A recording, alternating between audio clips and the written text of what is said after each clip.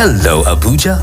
You are listening to 93.7 Citizen FM, the latest radio station based in Nigeria's capital.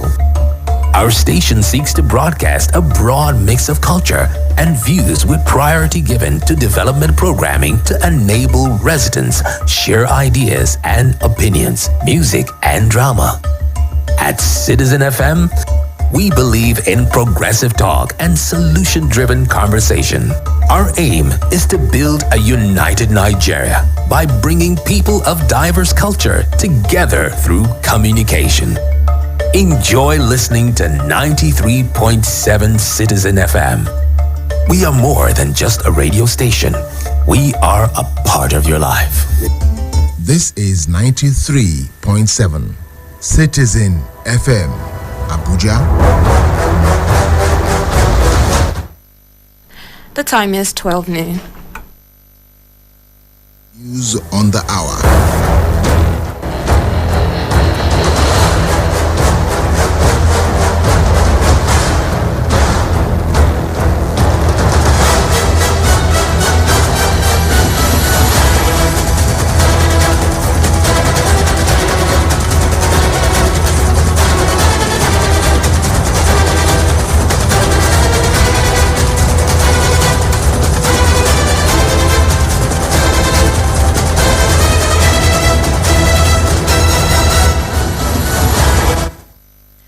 A very good afternoon and welcome to Citizen FM News at noon. I am Philomena Okolo. Officially, 8 of the 11 governors who sought re-election in the March 18 polls held across Nigeria in West Africa have been declared winners by the Independent National Electoral Commission to return to office for another 4-year term each. Also, 5 newcomers have won governorship elections in the country. Umoeno in Akwa Ibom State, Umar Namadi in Jigawa State, Diko Rada in Katsina State, and Ahmed Aliu Sokoto in Sokoto State. Of the 30, 9 of them belong to the ruling party, the All Progressives Congress. 3 are members of the People's Democratic Party, and 1 is a member of the New Nigeria People's Party.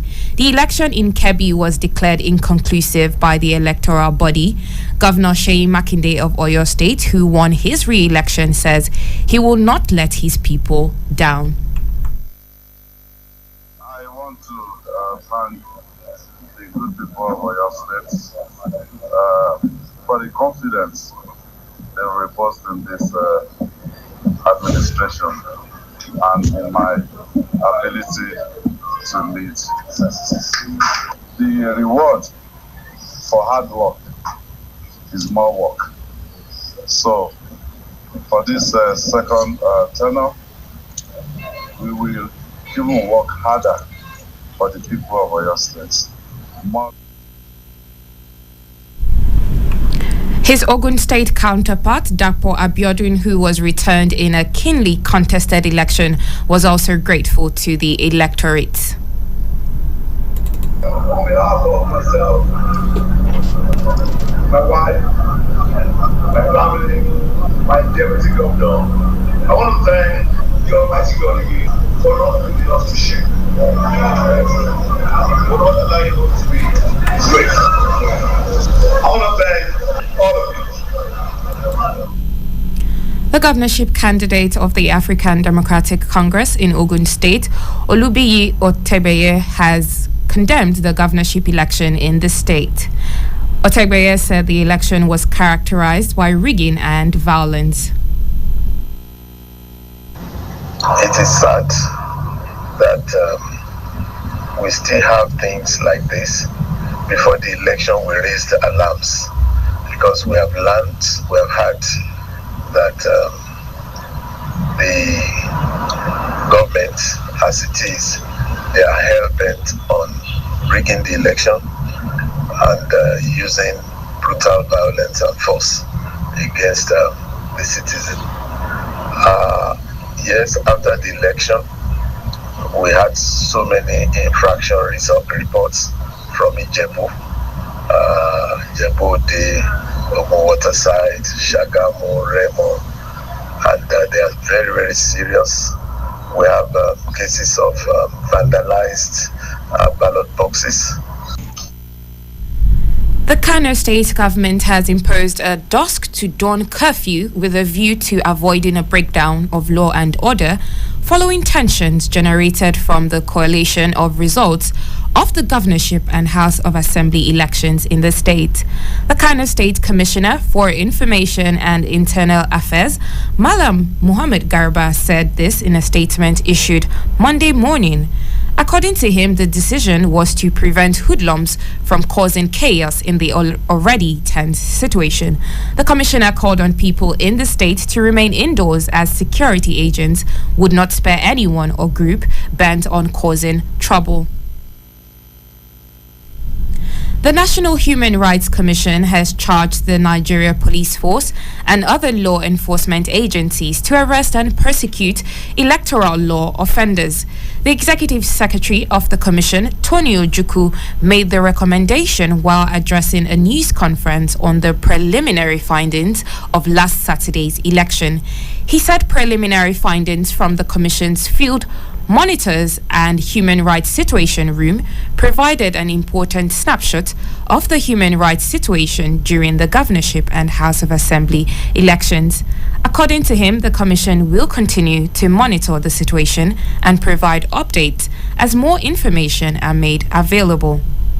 He called on relevant authorities to take necessary actions to address the issues raised in the report to ensure that future elections are free, fair, and peaceful. With regards to citizen, the turnout was quite low, when taken to perspective. And this is a concern for us because looking at the presidential election, there was that enthusiasm, there was that, passion, people were out, to vote and protected their votes. Imagine a situation where people were on queue from morning to the following morning. Rivers State had the lowest, in the governorship election, 9%. Imagine 1 out of 10 persons that registered came out to vote. Do you know the implication of that? So that means 9 people either gave up their right to vote or were prevented from voting. The Independent National Electoral Commission says it could not remobilize to areas where elections were disrupted and election materials destroyed. INEC's National Commissioner for Voter Education and Publicity, Festus Okoye, who revealed this in Abuja, said the commission was keeping its eye on these areas where voting was disrupted and would not hesitate to remobilize where the outcome of the election is affected.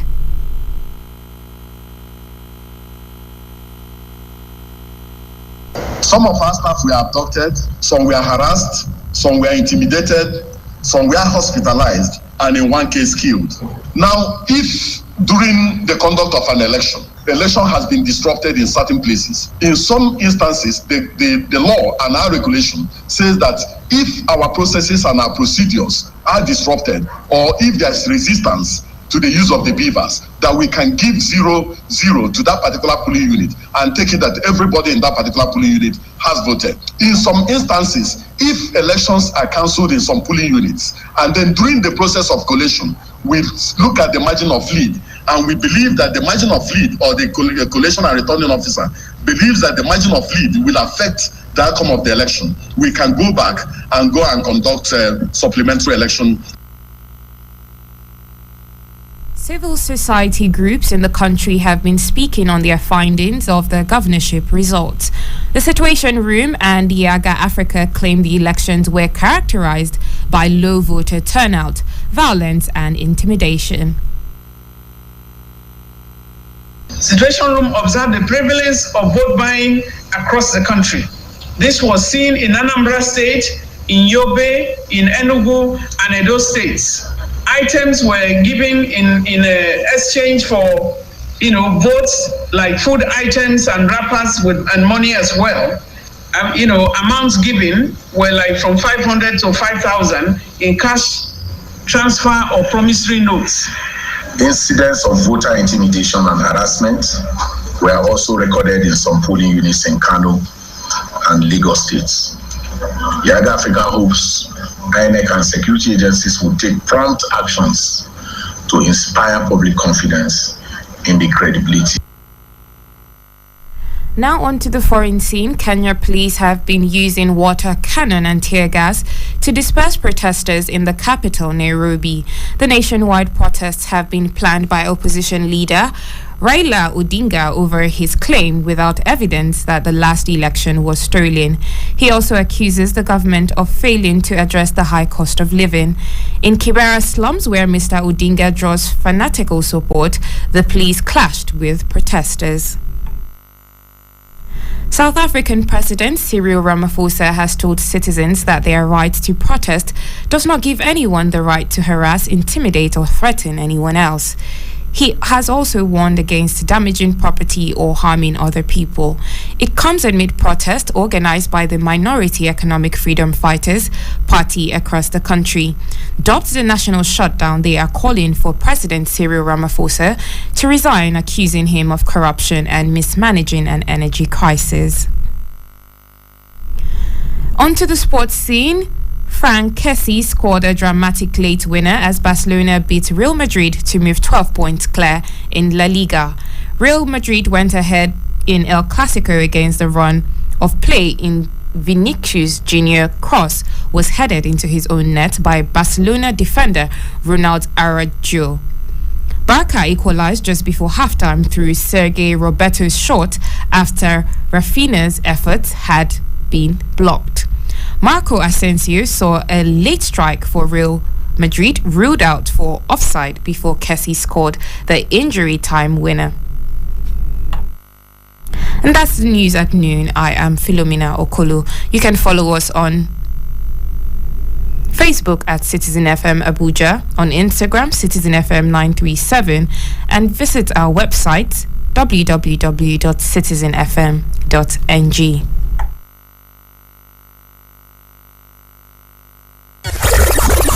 Abuja. Wake up. Reach out. Speak up.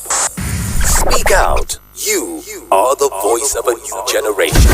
And this is your station. Talk Radio 93.7 Citizen FM.